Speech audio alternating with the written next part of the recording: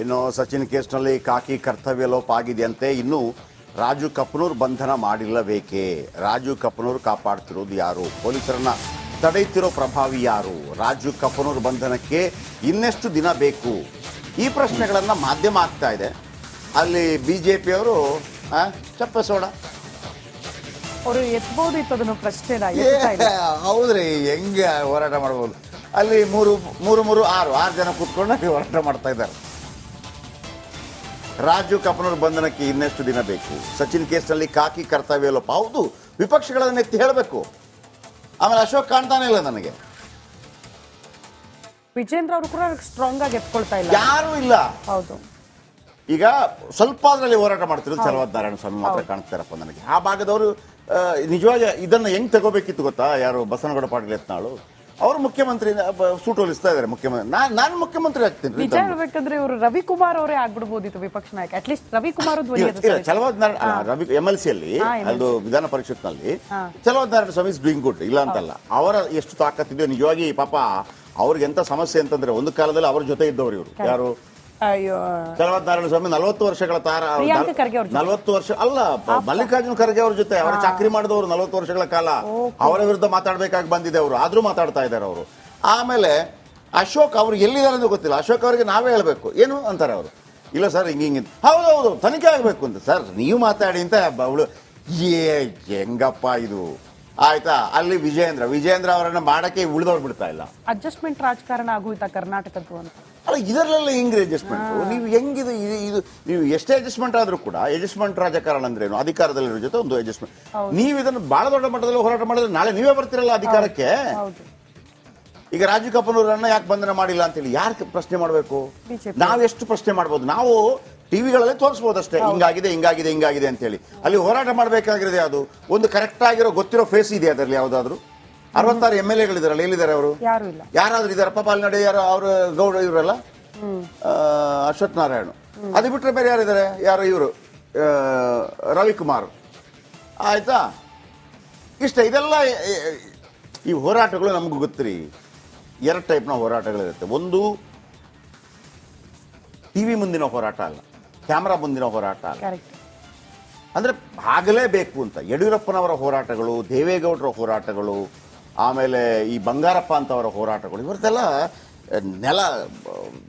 ನೆಲದ ಮೂಲದ ಒಂದು ಹೋರಾಟಗಳು. ಇವರೆಲ್ಲ ಕೆಲವು ಹೋರಾಟಗಳು ಹೆಂಗಿರುತ್ತೆ ಅಂತಂದ್ರೆ ಧಿಕ್ಕಾರ ಅಂದ್ಬಿಡ್ತಾರೆ. ಟಿವಿ ಆಫ್ ಆದ ತಕ್ಷಣ ಒಂದು ಚಾಪಡಿ ಅಂತಾರೆ. ಅಂತ ಹೋರಾಟಗಳಲ್ಲಿ ನೋಡಿದೀವಿ ನಾವು. ಹೌದು, ಇಲ್ಲ ತಾವೇ ಬಸ್ ಹತ್ಬಿಡ್ತಾರೆ. ಬಸ್ಗೆ ಹತ್ಬಿಟ್ಟು 4 ಸಲ ಟಿವಿಯಲ್ಲಿ ಹೋದ್ರಂತ ಚೆನ್ನಾಗಿ ಬಂತ ಅಂತಾರೆ. ಆಮೇಲೆ ಸ್ವಾಮಿ ಚೆನ್ನಾಗಿ ಬರೋದಕ್ಕೆ ಮಾಡೋದಂತಲ್ಲ. ನಾವು ತುಂಬಾ ಹೋರಾಟಗಳನ್ನ ನೋಡಿದೀನಿ. ನಾನು ಇಂಥ ಹಲವಾರು ಸ್ಟೋರಿಗಳನ್ನ ಕವರ್ ಮಾಡಿದ್ದೀನಿ. 5 ನಿಮಿಷ ಜೋರಾಗಿ ಮಾಡ್ಬಿಡ್ತಾರೆ, ಮುಗಿದೋಯ್ತು. ಆಮೇಲೆ ನಿಮಗೆ ತಾರ್ಕಿಕ ಅಂತ್ಯ ಸಿಗಬೇಕು ಅಂತಂದ್ರೆ ಪೆಟ್ಟು ಬೀಳಬೇಕು, ಪೊಲೀಸರು ಎತ್ತಾಕೊಂಡು ಹೋಗ್ಬೇಕು. ಅದೆಂಥದ್ದು ಇಲ್ಲ ಆ ಥರದ ಹೋರಾಟ. Okay Basavaraj, okay. ಇನ್ನು CT ರವಿ ವರ್ಸಸ್ ಹೆಬ್ಬಾಳ್ಕರ್ ಅಶ್ಲೀಲ ಸಮರ ಇದೆಯಲ್ಲ, ಡರ್ಟಿ ಪಾಲಿಟಿಕ್ಸ್ ನಲ್ಲಿ ಅತಿ ಸಚಿನ್ ಆತ್ಮಹತ್ಯೆ ವಿಚಾರವನ್ನ ಬಹಳ ದೊಡ್ಡ ಮಟ್ಟದಲ್ಲಿ ರಿಪಬ್ಲಿಕನ್ ತೆಗೆದುಕೊಂಡ ನಂತರವೇ ಬಿಜೆಪಿ ಕೂಡ ನಿಜವಾಗಿ ಎಂಟ್ರಿ ಕೊಟ್ಟಿದ್ರು. ನಾನೇ ಕೇಳ್ತಾ ಇದ್ದೆ ಬಿಜೆಪಿಯವರು ಎಲ್ಲಿದಾರಪ್ಪ ಅಂತೇಳಿ.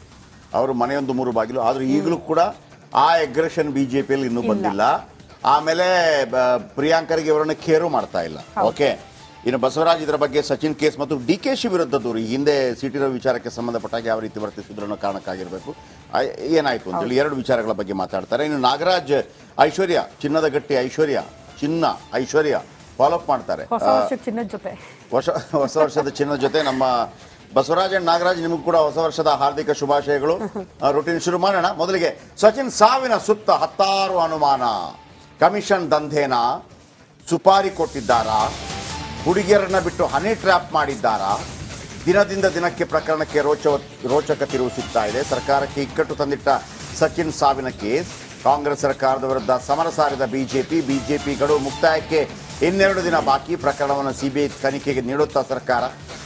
ಅಲ್ಲ, ಬಿಜೆಪಿ ಗಡುವು ನೀಡಿದ್ದಾರೆ. ಫಸ್ಟ್ ಆಫ್ ಆಲ್ ಹೋರಾಟ ಮಾಡ್ರಪ್ಪ. ನೀವು ಏನು ಅಲ್ಲಿ ರೂಮಲ್ಲಿ ಕೂತ್ಕೊಂಡು ಗಡುವು ಕೊಡ್ತೀವಿ ಅಂದ್ರೆ ಯಾವನು ಕೇಳ್ತಾನೆ ನಿಮ್ಮನ್ನ? ಒಳ್ಳೆ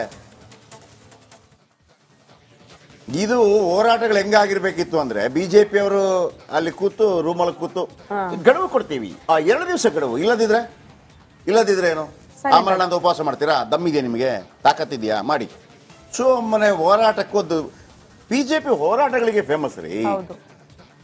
ಒಂದು ಮಾತು ಸಾಧಾರಣವಾಗಿ ಕೆಲವು ಪ್ರಜ್ಞಾವಂತರು ಹೇಳ್ತಾರೆ, ಬಿಜೆಪಿ ಯಾವತ್ತೂ ಕೂಡ ವಿರೋಧ ಪಕ್ಷವಾಗಿರಬೇಕು ಅಂತಿಲ್ಲ, ಯಾಕಂದ್ರೆ ಸರ್ಕಾರವನ್ನು ಕರೆಕ್ಟಾಗಿ ಅಟ್ಯಾಕ್ ಮಾಡಿದವ್ರೆ ಅಂತ.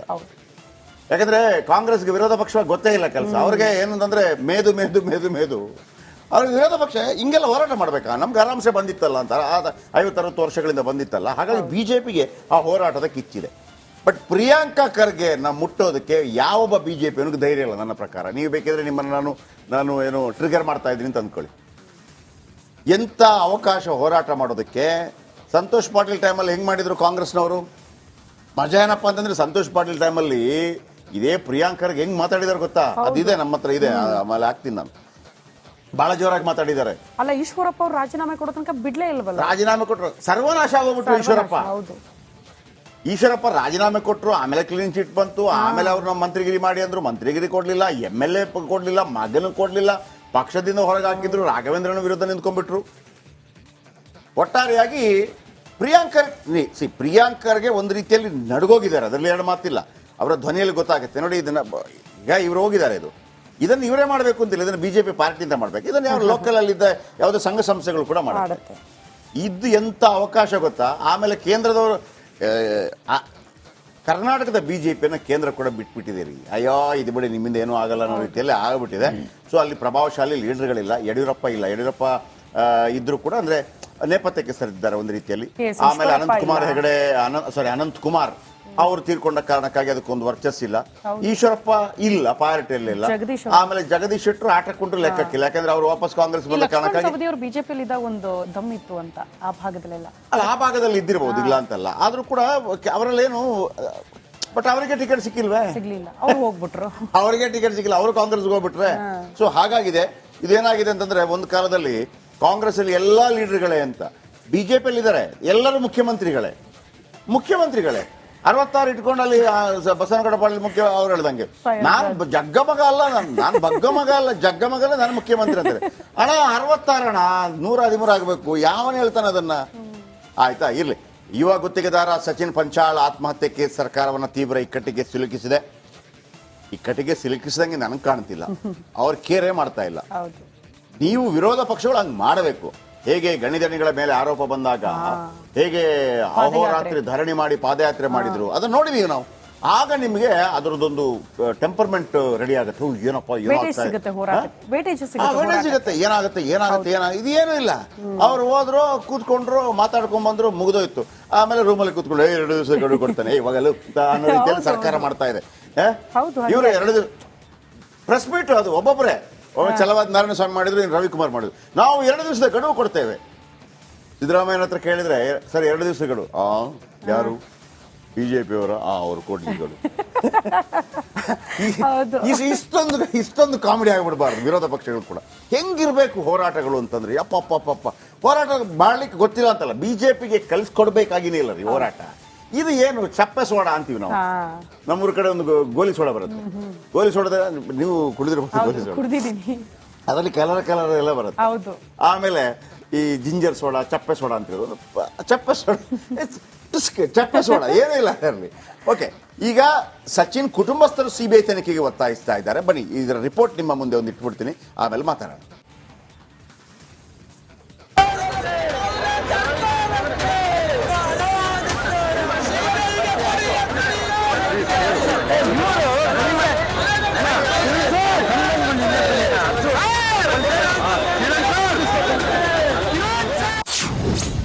ಸರ್ಕಾರಕ್ಕೆ ಸಚಿನ್ ಆತ್ಮಹತ್ಯೆ ಕೇಸ್ ಇಕ್ಕಟ್ಟು. ಸಿಬಿಐಗೆ ನೀಡಲು ಬಿಜೆಪಿ ಕುಟುಂಬಸ್ಥರ ಪಟ್ಟು. ಬೀದರ್ ಗುತ್ತಿಗೆದಾರ ಸಚಿನ್ ಆತ್ಮಹತ್ಯೆ ಪ್ರಕರಣಕ್ಕೆ ಸಂಬಂಧಿಸಿದಂತೆ ಬಿಜೆಪಿ ರಾಜ್ಯ ಸರ್ಕಾರದ ವಿರುದ್ಧ ಹೋರಾಟ ಮತ್ತಷ್ಟು ತೀವ್ರಗೊಳಿಸಿದೆ. ಇತ್ತ ಸರ್ಕಾರಕ್ಕೆ ಈ ಪ್ರಕರಣ ಮತ್ತಷ್ಟು ಇಕ್ಕಟ್ಟಿಗೆ ಸಿಲುಕಿಸಿದೆ. ನಿನ್ನೆ ಬೆಂಗಳೂರಿನಲ್ಲಿ ಬಿಜೆಪಿ ನಾಯಕರು ಪೋಸ್ಟರ್ ಅಭಿಯಾನ ನಡೆಸಿದ್ರು. ಇತ್ತ ಕುಟುಂಬಸ್ಥರು ಪ್ರಕರಣವನ್ನ ಸಿಬಿಐಗೆ ನೀಡಲು ಒತ್ತಾಯಿಸುತ್ತಿದ್ದಾರೆ. ಅವ್ರಿಗೆ ಅಂಜಿಕೆ ಯಾಕಬೇಕ್ರಿ? CID ಆಗ್ಲಿ CBI ಆಗ್ಲಿ, ನಾವೇನಂತೀವಿ CBI ತನಿಖೆ ಕೊಡ್ಲಿ ಅಂದ್ರೆ COD ಅಥವಾ CID ಕೊಡ್ಲಿ ಅಂತ ಅವ್ರು ಅಲ್ಲತ್ತಾರಿ. ಅವ್ರು ಯಾವುದೇ ರೀತಿ ತಪ್ಪಿಸ್ತಾರಲ್ಲ ಅಂದ್ರೆ ನಾವು ಹೇಳತ್ತೀವಿ, ನಮ್ಮ ಬೇಡಿಕೆ ಏನದ CBI ಕೊಡ್ರ ಅಂತ. ಅವ್ರು ತಪ್ಪಿಸ್ತಾರಲ್ಲಲ್ರಿ, ನಾವು ಗೌರ್ಮೆಂಟಿಗೆ ಇದೇ ಹೇಳತ್ತೀವಿ ಕಿ ನಮಗೆ CBI ತನಿಖೆ ಬೇಕಂತ. ಅಷ್ಟಲ್ದೇನೆ ಒಂದ್ ಮಾತು ಹೇಳ್ತೀನಿ ಸರ್, ನಮಗ್ ಸ್ಟೇಟ್ ಜಿಲ್ಲಾ ಬೀದರ್ದಾಗೆ ನಮಗ ಏನಂತಾರ ಪೊಲೀಸರದಿಂದ ನಮಗ್ ನ್ಯಾಯ ಸಿಗ್ಲಿಲ್ಲ ಸರ್. ಆದ್ರೂ ನಮ್ಮ ತಮ್ಮ ತೀರ್ಕೊಂಡು ಇವತ್ತಿಗೆ 5 ದಿನ ಆಯ್ತು, ಯಾವುದೇ ಆಕ್ಷನ್ ಸರ್ಕಾರ ತಗೊಳ್ಳಿಲ್ಲ ಅಂದ್ಮೇಲೆ ನಮ್ಮ ಸ್ಟೇಟ್ ಗೌರ್ಮೆಂಟ್ ಬಿ ನಮ್ಮ ಮೇಲೆ ಬಿ ನಮಗೆ ನಂಬಿಕೆ ಇಲ್ಲ. ಅದಕ್ಕೋಸ್ಕರ ನಮಗೆ ಏನ್ ಬೇಕಂದ್ರೆ CBI ತನಿಖೆ ಬೇಕು ಅಷ್ಟೇ ಸರ್. ಸಚಿನ್ ಸಾವಿಗೆ ಹನಿ ಟ್ರ್ಯಾಪ್ ಆರೋಪ. ಇದೀಗ ಬಿಜೆಪಿ ಎಂಎಲ್ಸಿ ಛಲವಾದಿ ನಾರಾಯಣಸ್ವಾಮಿ ಬಿಗ್ ಬಾಂಬ್ ಸಿಡಿಸಿದ್ದು, ಸಚಿನ್ ಆತ್ಮಹತ್ಯೆ ಹಿಂದೆ ಸುಪಾರಿ ಮತ್ತು ಹನಿ ಟ್ರ್ಯಾಪ್ ಶಂಕೆ ಇದೆ ಎಂದು ಸ್ಫೋಟಕ ಆರೋಪ ಮಾಡಿದ್ದಾರೆ. ನಮಗೆ ವ್ಯಕ್ತಿಯ ಸಾವು, ಸುಪಾರಿ, ಹನಿ ಟ್ರ್ಯಾಪ್, ಈ ಮೂರಕ್ಕೆ ಅವರು ಉತ್ತರ ಕೊಡ್ಬೇಕು ನಮಗೆ. ನೀವು ಅವ್ರಿಗೆ ದುಡ್ಡು ಕೊಟ್ಟಿದ್ರ, ಅವರಿಂದ ಇವ್ರು ಇಸ್ಕೊಂಡಿದ್ರ, ಅದನ್ನ ಇತ್ಯರ್ಥ ಮಾಡಿ, ಎನ್ಕ್ವೈರಿ ಮಾಡಿ, ಅದಕ್ಕೆ ಸೂಕ್ತ ವೇದಿಕೆಯಲ್ಲಿ ಅವ್ರಿಗೆ ಉತ್ತರ ಕೊಟ್ಕೊಳ್ಳಿ. ನಮ್ಗೆ ಸಂಬಂಧ ಇಲ್ಲ. ಇದು ಯಾರೋ ಸಣ್ಣ ವ್ಯಕ್ತಿಗಳಲ್ಲ, ಒಬ್ಬ ಸಚಿವರ ಮೇಲೆ ಆಪಾದನೆ ಬಂದಾಗ ಇದು ನನ್ನ ಮೇಲೆ ಬಂದಿರತಕ್ಕಂತ ಆಪಾದನೆಯಿಂದ ನಾನು ಹೊರಗೆ ಬರಬೇಕು, CBIಗೆ ಕೊಡಿ ಅಂತ ಅವರೇ ಹೇಳಬೇಕಾಗಿತ್ತು. ಈ ತನಿಖೆಯನ್ನು ವಹಿಸಬೇಕಾಗುತ್ತೆ ಮತ್ತು ಯಾವುದೇ ಒಂದು ವಿಷಯದಲ್ಲಿ ಕೂಡ ಇವತ್ತು ಆ ನ್ಯಾಯ ಸಿಗೋ ವಿಚಾರದಲ್ಲಿ ಕುಟುಂಬಕ್ಕೆ ಇವತ್ತು ಧೈರ್ಯ ಏನಾದರೂ ಸಿಗಬೇಕು ಅಂತಂದ್ರೆ CBI ಇಂದ ಎಂಕ್ವೈರಿ ಮಾಡಿದ್ರೆ ಮಾತ್ರ ಸಾಧ್ಯ. ಇವತ್ತು CID CODಗಳು ಇವೆಲ್ಲವುದರಿಂದ ಕೂಡ ಯಾವ ರೀತಿ ಕಾಂಗ್ರೆಸ್ ನಾಯಕರುಗಳು ಹೋಗಿ ಬೆಳಗಿನ ಜಾವ 3 ಗಂಟೆಗೆ ಹೆದರಿಸಿದಾರೋ, ಇವರು ಕೂಡ ಅದೇ ರೀತಿಯಲ್ಲಿ ಹೋಗಿ ಹೆದರಿಸಿ ಪ್ರಿಯಾಂಕಾ ಖರ್ಗೆ ಅವ್ರ ಪರವಾಗಿ ಸ್ಟೇಟ್ಮೆಂಟ್ ತಗೊಳ್ಳುವಂತ ಒಂದು ಪರಿಸ್ಥಿತಿ ಬರಬಹುದು. ಒಟ್ಟಾರೆ ಸಚಿನ್ ಪಂಚಾಳ್ ಆತ್ಮಹತ್ಯೆಗೆ ನ್ಯಾಯ ಸಿಗಬೇಕು ಎಂದ್ರೆ ಅದು CBIನಿಂದ ಮಾತ್ರ ಎಂಬುದು ಬಿಜೆಪಿ ನಾಯಕರ ವಾದವಾಗಿದ್ರೆ, ಸರ್ಕಾರ ಮಾತ್ರ ಸಚಿವ ಪ್ರಿಯಾಂಕ್ ಖರ್ಗೆ ಯಾವುದೇ ಹಸ್ತಕ್ಷೇಪ ಇಲ್ಲ, CBIಗೆ ನೀಡಲ್ಲ, CID ತನಿಖೆ ಮಾಡಿಸ್ತೇವೆ ಎಂಬುದು ಗೃಹ ಸಚಿವರ ವಾದವಾಗಿದೆ. Bureau report, republic Kannada.